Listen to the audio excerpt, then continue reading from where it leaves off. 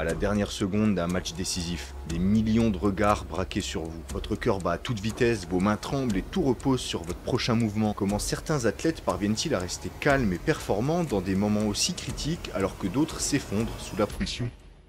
Avant de plonger dans les secrets psychologiques utilisés par les athlètes pour gérer la pression, il est essentiel de comprendre qu'est-ce que la pression. Pourquoi est-elle si intense dans le monde du sport? Et surtout comprendre pourquoi certains s'effondrent alors que d'autres brillent dans ces moments critiques. Pour répondre à ces questions, on va déjà s'intéresser à ce qu'est la pression psychologique et comment elle affecte notre corps et notre esprit. La pression psychologique, c'est ce sentiment d'urgence ou de stress intense qui survient lorsqu'on se sent observé, jugé ou qu'on doit atteindre un objectif crucial. Dans le sport, cette pression elle est amplifiée par plusieurs facteurs. Les attentes du public, les enjeux financiers, la peur de l'échec et parfois même l'histoire personnelle de l'athlète. Imaginez un athlète qui a travaillé toute sa vie pour un moment précis, une finale olympique ou une finale de Coupe du Monde. Tout repose sur quelques secondes et c'est une situation où l'échec n'est pas une option et c'est cette idée qui peut être paralysante. Pour comprendre pourquoi la pression est si forte chez les athlètes, on va déjà regarder d'où elle vient. Les attentes du public et des médias. Les athlètes sont constamment sous les projecteurs. Prenons l'exemple de Simone Biles, la gymnaste américaine. Lors des JO de Tokyo, elle était attendue comme la star absolue, mais cette pression médiatique, elle a fini par l'écraser, au point qu'elle a dû se retirer de certaines épreuves juste pour préserver sa santé mentale. Ensuite, les enjeux financiers. Pour beaucoup d'athlètes, leur carrière est leur seule source de revenus. Une mauvaise performance, ça pourrait signifier la perte de sponsors ou même de contrats. La peur de l'échec. Cette peur est souvent liée à l'ego et à l'image de soi. Les athlètes ne veulent pas seulement gagner pour eux-mêmes, mais aussi pour leur équipe, leur pays ou leur famille. Enfin, les compétitions internationales. Imaginez représenter votre pays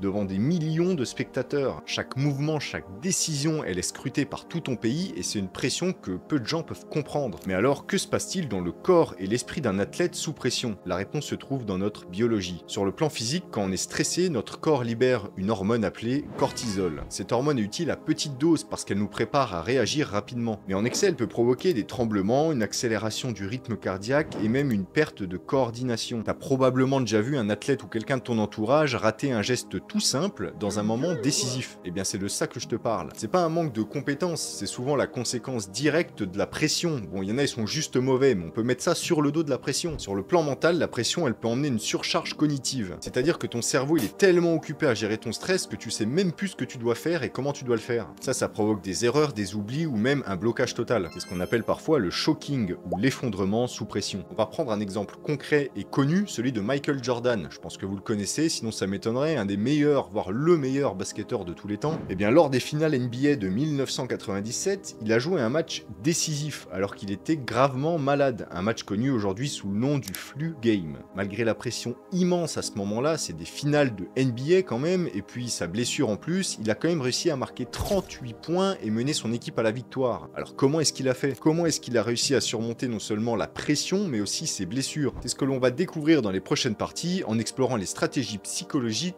qu'utilisent ces athlètes comme lui, comme Michael Jordan, pour transformer cette pression insoutenable en une force incroyable. Maintenant qu'on comprend mieux ce qu'est la pression et comment elle affecte les athlètes, on va pouvoir rentrer dans le cœur du sujet. Et croyez-moi, ces techniques, elles pourraient bien changer votre manière de gérer le stress dans votre propre vie. Ce n'est pas une question de chance ou de talent inné, mais de stratégie psychologique précise, développée et perfectionnée au fil des années. Alors commençons par l'une des stratégies les plus puissantes, la visualisation mentale. La visualisation mentale, ça consiste à se projeter dans une situation future en imaginant chaque détail avec précision. Les athlètes utilisent cette technique pour se préparer mentalement à des moments décisifs. Ils visualisent non seulement leurs mouvements, mais aussi les émotions qu'ils ressentiront, les obstacles qu'ils rencontreront et la manière dont ils les surmonteront. On a un exemple concret avec Michael Phelps. Je ne sais pas exactement comment ça se prononce. En tout cas, c'est le nageur le plus titré de l'histoire des Jeux Olympiques et c'est le maître de la visualisation. Avant chaque course, il s'imagine dans l'eau, visualisant chaque mouvement, chaque virage et même les imprévus, comme ses lunettes qui se remplissent d'eau. Et pendant les JO de Pékin en 2008, c'est exactement ce qui s'est produit. Ces lunettes, elles ont fui et elles se sont remplies d'eau. Mais grâce à sa préparation mentale, il a quand même continué sans paniquer et il a gagné la médaille d'or. Alors pourquoi cette technique ça fonctionne vraiment? Parce qu'elle prépare le cerveau à réagir comme si la situation avait déjà été vécue. vécu. Et ça réduit l'incertitude et ça augmente la confiance. En neurosciences, on sait que le cerveau, il fait pas réellement la différence entre une situation réelle et une situation qui est imaginée avec intensité. Donc en répétant mentalement une situation, tu entraînes ton cerveau à rester calme et concentré. La deuxième technique, c'est la respiration contrôlée. Quand la pression monte, ton corps réagit. Ton cœur commence à s'emballer, ta respiration devient rapide et superficielle. Cette technique, elle est toute simple mais incroyablement efficace pour calmer toutes ces réactions psychologiques. Elle consiste à ralentir et à approfondir la respiration pour activer le système nerveux parasympathique, celui qui nous apaise. Novak Djokovic,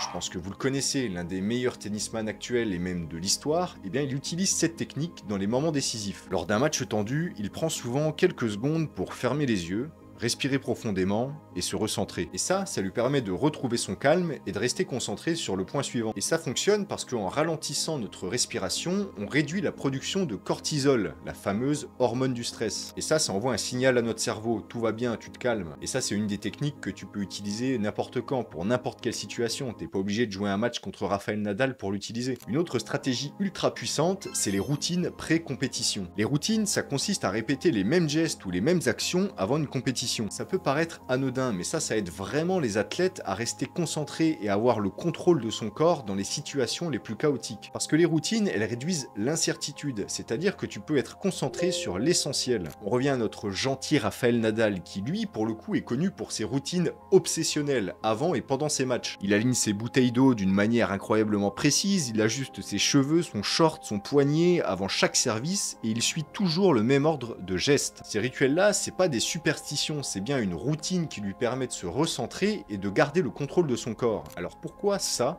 fonctionne? Parce que les routines, elles agissent comme des ancres psychologiques, c'est-à-dire qu'elles créent une zone de confort dans un environnement stressant. En gros, quand tu répètes les mêmes gestes, ton cerveau il se met en mode automatique. Ça veut dire que ça, c'est une tâche en moins qu'il a à gérer en même temps que ton stress. Et ça réduit l'impact des distractions extérieures. Celle-là, c'est peut-être la plus compliquée à mettre en place, mais aussi peut-être la plus efficace. La pleine conscience. Rester dans l'instant présent. La pleine conscience, ça consiste à se concentrer sur l'instant présent sans se laisser distraire par les pensées du passé ou les inquiétudes pour l'avenir. C'est une pratique qui aide à éliminer toute pensée parasitaire et négative, ce qui t'aide à rester concentré sur ta performance. Un très bon exemple, c'est les All Blacks, l'équipe de rugby néo-zélandaise. Dans leurs entraînements, ils intègrent la méditation et la pleine conscience. Et à force de travailler cette compétence, ça devient presque naturel. Donc à chaque entraînement, ils font ça et ça leur permet de rester pendant les matchs, même dans les moments les plus difficiles, toujours calme et concentré. Parce que le stress, ça vient souvent de pensées comme « et si je rate ?» ou « je ne peux pas échouer ?» Et la pleine conscience, ça aide à couper ces pensées nettes en ramenant l'attention sur ce qui se passe vraiment ici et maintenant. Et ça améliore la concentration et ça réduit drastiquement l'anxiété. L'avant-dernière technique, elle est en rapport avec celle d'avant, c'est la gestion des pensées négatives. Parce qu'elles peuvent saboter une performance avant même que ça commence. Les athlètes, ils apprennent à identifier ces pensées négatives et à les remplacer au fur et à mesure par des pensées positives ou des mantras. Serena Williams,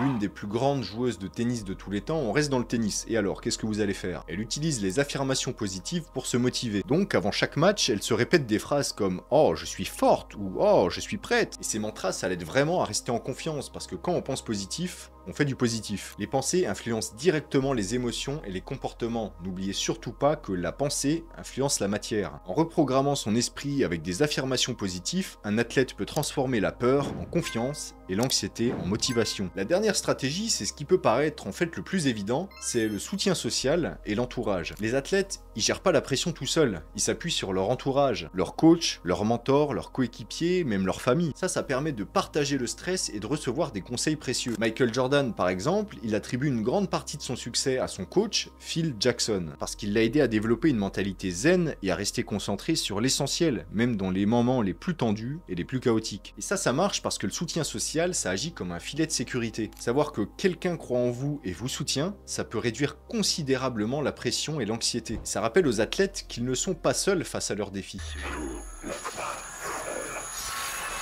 Tu te dis peut-être, ok, mais moi, je suis pas un champion olympique. Est-ce que ces techniques, elles peuvent vraiment m'aider dans ma vie quotidienne? La réponse est oui, Absolument. Que ce soit pour un examen, un entretien d'embauche ou même une situation stressante au travail, ces stratégies elles peuvent transformer ta manière de gérer le stress. Mais souvenez-vous, ces techniques elles fonctionnent pas du jour au lendemain. Elles demandent de la pratique et surtout de la régularité. Alors laquelle de ces stratégies tu vas essayer en premier? Dis-le moi en commentaire. Mais au-delà de ces stratégies, il y a une leçon essentielle à retenir. La pression n'est pas votre ennemi, c'est une opportunité. Une opportunité de grandir, de te dépasser, de découvrir de quoi tu es vraiment capable. Les athlètes qu'on a évoqués aujourd'hui, Michael Jordan, Serena Williams, Novak Djokovic, Rafael Nadal, qui vous voulez, ce sont pas devenus des légendes parce qu'ils n'ont pas subi de pression. Ce sont devenus des légendes parce qu'ils ont appris à l'apprivoiser.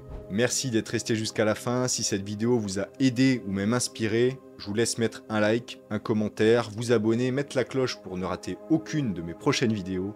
Et moi je vous dis un grand merci.